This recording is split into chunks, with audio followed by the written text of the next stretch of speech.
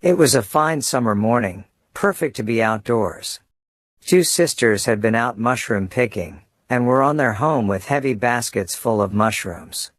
They sang songs on the way, and played with each other. Soon they reached a point where they had to cross a railway track. They did not think twice about crossing it since there was no train coming, and they could not hear any whistle. They slowly climbed the embankment to cross the track, taking care not to drop the baskets.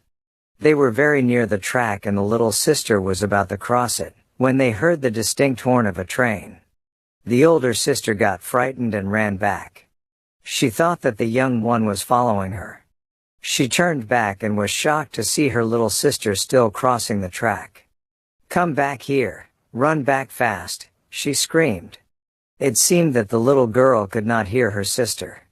She was still concentrating on stepping over the track with her little feet, and holding on to the basket. Then she tripped and fell on the track, scattering her mushrooms around. She sat down and began picking them up and putting in her basket. In the meanwhile, the elder sister had become hysteric. She cried and screamed, calling her little sister to leave the mushrooms and run back, but it seemed as though the little one could not hear her. The engine driver panicked on seeing the girl and blew his whistle with all his might, but she appeared not to hear the whistle.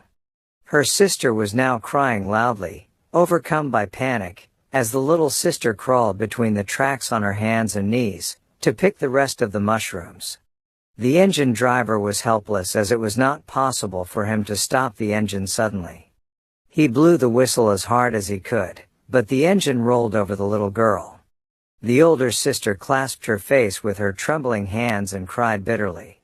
The passengers too panicked at the thought of the sight they would have to witness. The guard ran down to the end of the train to see what happened to the little girl. When the train passed, everybody saw her lying very still between the tracks with her face down. Then she raised her head, sprang to her knees and began gathering the remaining mushrooms. The big sister ran towards her, tears streaming down her face. They hugged and kissed each other, crying out of happiness, tears of joy flowing down their little cheeks. Never were two souls so happily united as at that moment. She promised her little sister that thereafter she would hold her hand tightly while crossing the railway line. The two sisters then picked all the remaining mushrooms, and hand in hand, solemnly walked back home. They were indeed two souls who had become wiser than their years, in the span of a few minutes.